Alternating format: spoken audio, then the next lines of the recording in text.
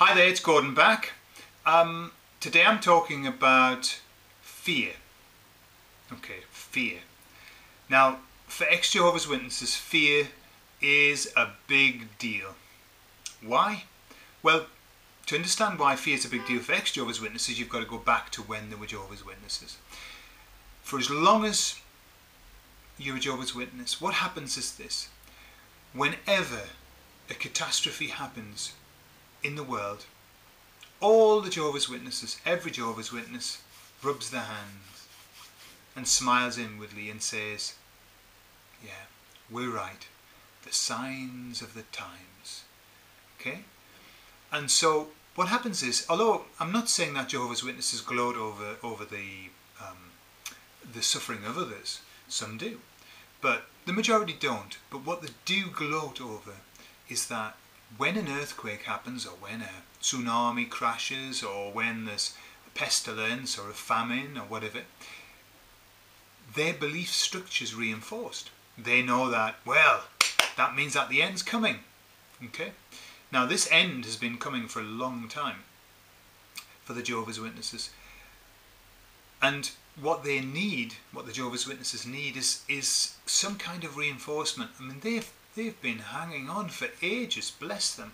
My father's been hanging on for about 50 years for this end. And he kept saying to me, 5 years more, just 5 years more, son. That was from when I was just a little boy. 5 years more, that's all we need.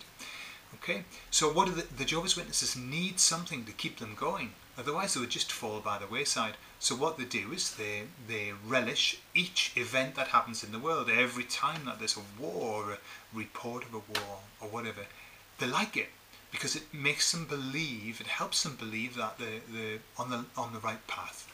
Okay. However, when you leave, okay, when you leave and you become an ex-Jehovah's Witness, what happens is this. Every time that you hear of a report of a war, or an earthquake, or a pestilence, or famine, every time you hear that, well, you feel fear. Why? Because for the Jehovah's Witness it means that the end's coming, and so for an ex-Jehovah's Witness it means that the end's coming. Now this fear is irrational.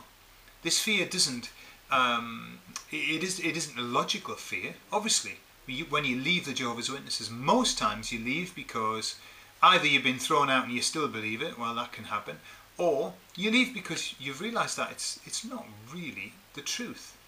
And so you leave, knowing it's not the truth. And yet, isn't it strange that when these events happen, you still feel really fearful?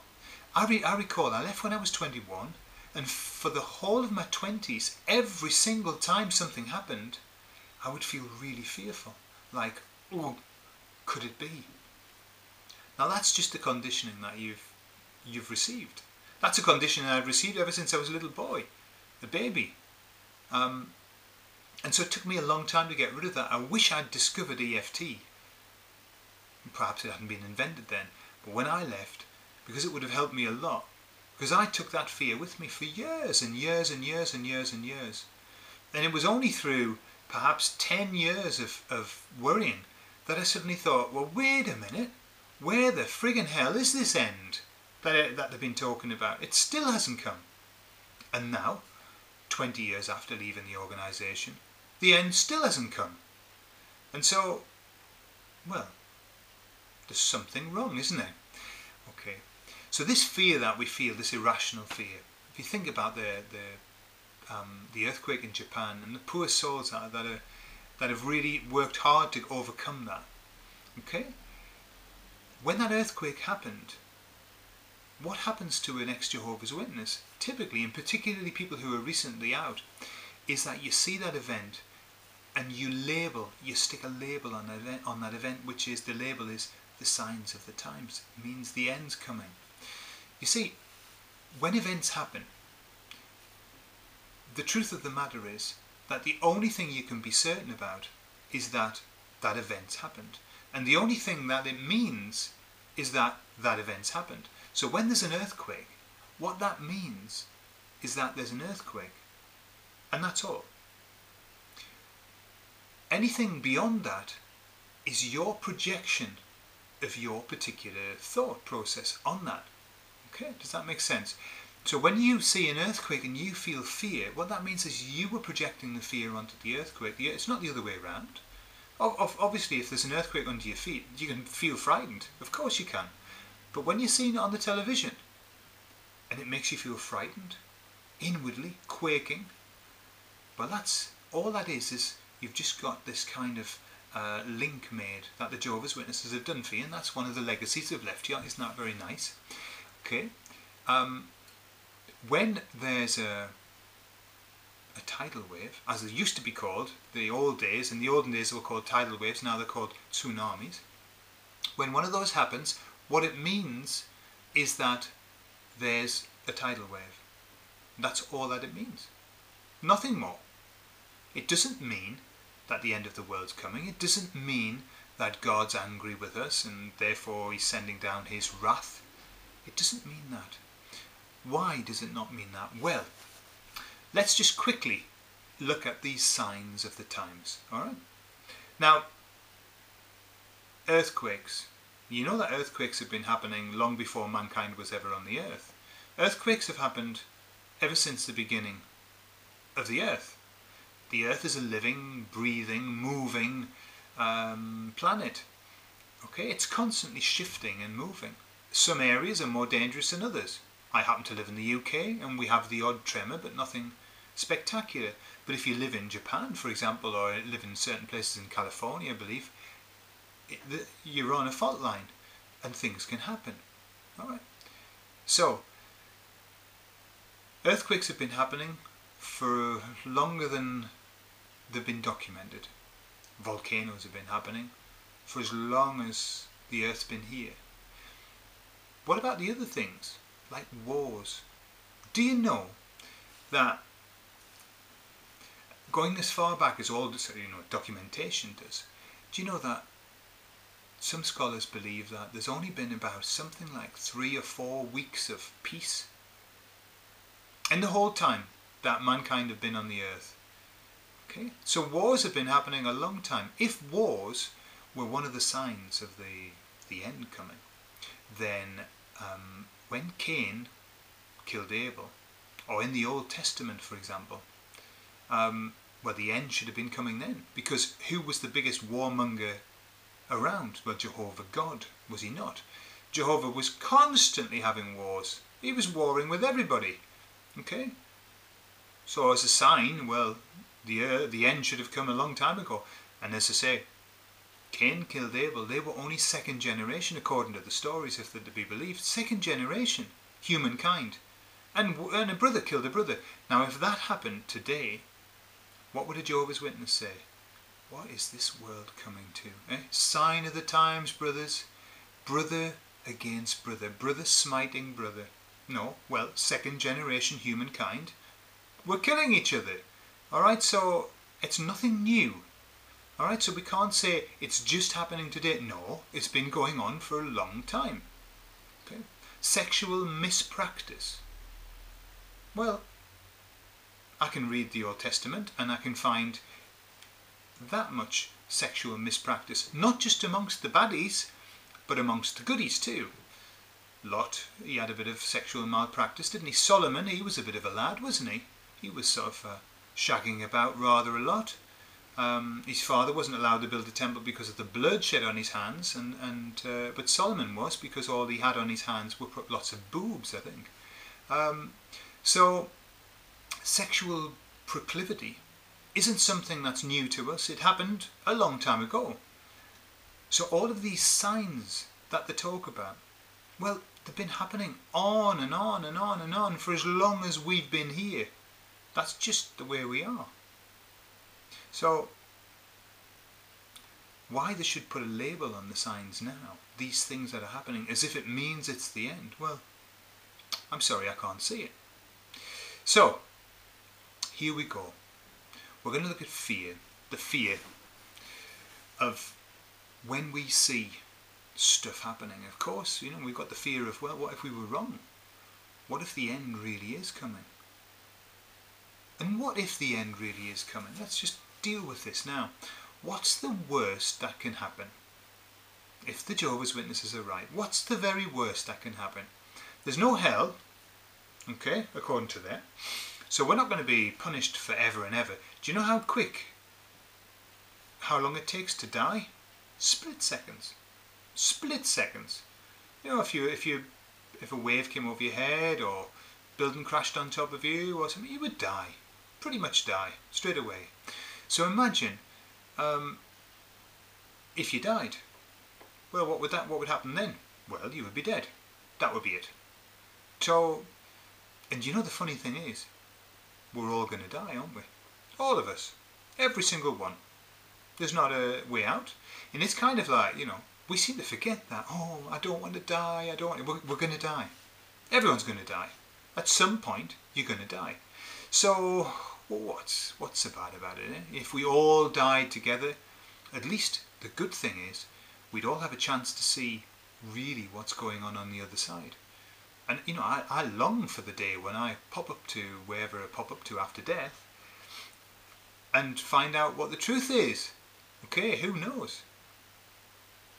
Maybe we're all wrong. Maybe we've got it completely wrong. Who knows? But it'd be nice to see. So, well, you know, death isn't so bad. It's quick, and at least then it opens another door. So the worst case scenario, if the Jehovah's Witnesses were right, which they're not, of course, well, we would just die. And that's going to happen anyway. So what the hell? We might as well enjoy the bit we've got now, eh? Let's just enjoy it. Okay, so here we go. Fear. Think of the fear that you feel when you see on the news earthquake happening in Japan. Think back to when you first saw that.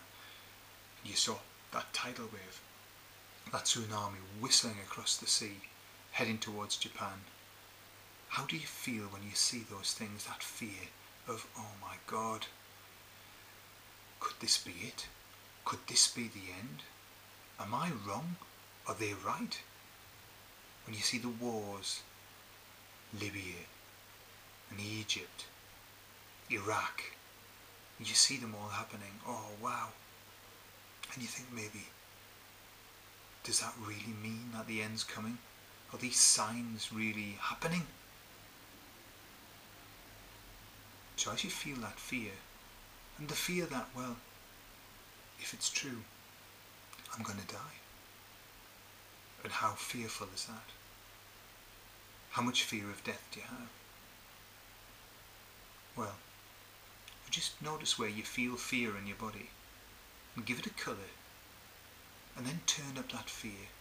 Turn up that fear and give it a number, 10 being maximum fear and 0 being no fear. Turn up the fear.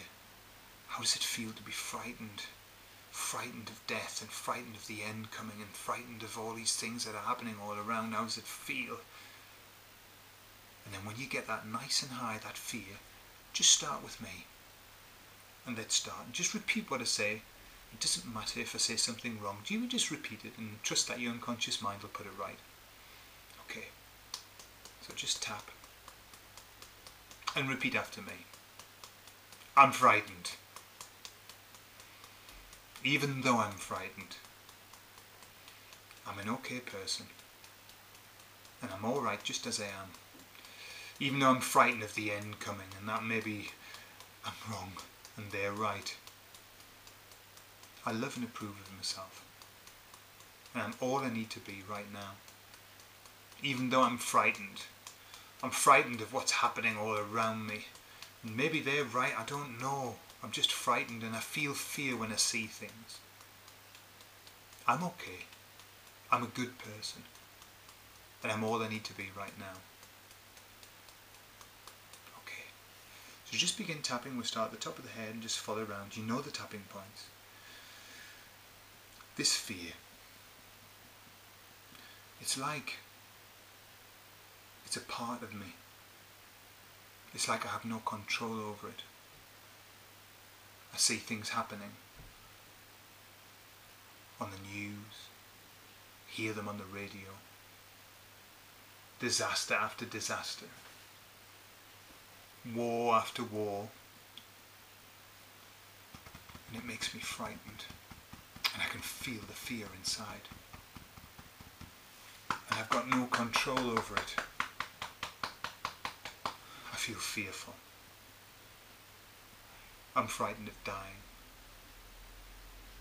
I'm frightened that I might have made a mistake. I'm frightened, and I don't like it. I'm frightened of the end coming. I'm frightened of all these things that are happening all around me, and I feel the fear inside of me. It's like it's got control over me. This feeling I feel in my guts. This aching fear that just goes on and on and on over years and years and years, even though I know that the witnesses haven't got the truth, even though I know that it's a load of rubbish. That's why I left, and the longer I'm out of it, the more I know it's absolute crap. But I still feel frightened sometimes when I see these things, and I get this inside. But I'm willing to realise that this fear isn't mine. I'm willing to realise that I'm frightened because I've been conditioned by them. I'm willing to realise that this fear doesn't belong inside my body. This fear has been put in there by them and their programming. They've made me fearful. They've done it. It's not my fault. It's not my doing. But it's time to take some action now. It's time to do something to get rid of this fear. So I'm willing to let this fear go. I'm willing to let it go outside of my body. I'm willing to lose this fear and replace it with security. I'm willing to replace it with a little voice that says, it's a load of rubbish. It's a load of crap. They've been talking about the end coming for as long as I can remember.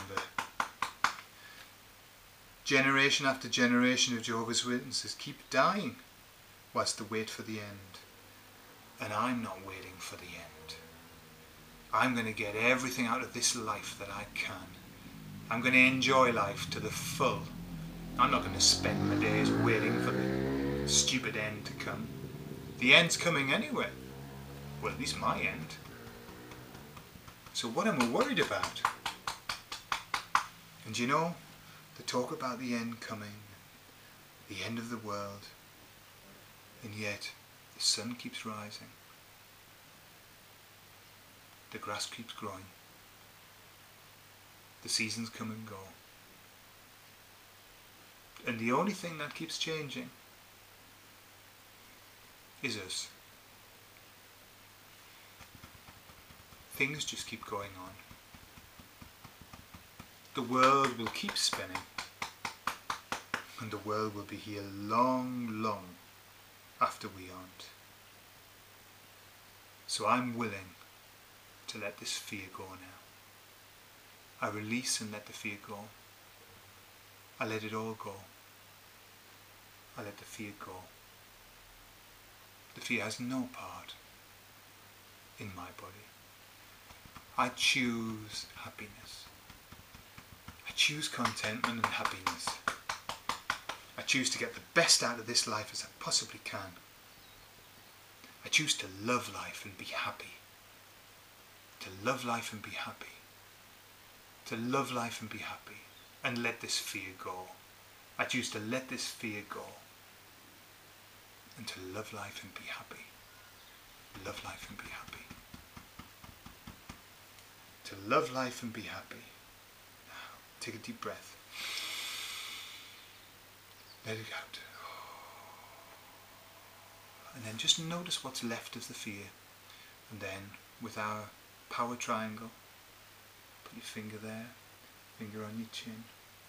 Just rub round And just let the very last of all of that fear go for the last time. Let this fear go now.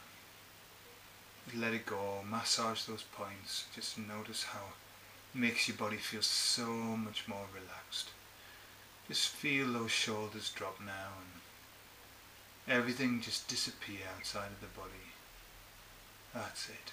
Take a deep breath. That's perfect. You see, we've got nothing to be frightened of. Now, if you've got something left of that fear as you think about it now, then all you need to do is go back and just run through that again. Perhaps change some of the wording if you need to. Talk about what's really on your mind. But do it. And keep doing it until you get that fear down to zero. Until you're kind of ambivalent about it. That's all that you need. Or at least get it down to a level that you can manage. And then you'll be free. And that's what we want. Free from all of that crap from the past. Okay. I hope you enjoyed that one. And I'd like to hear your comments. See you later.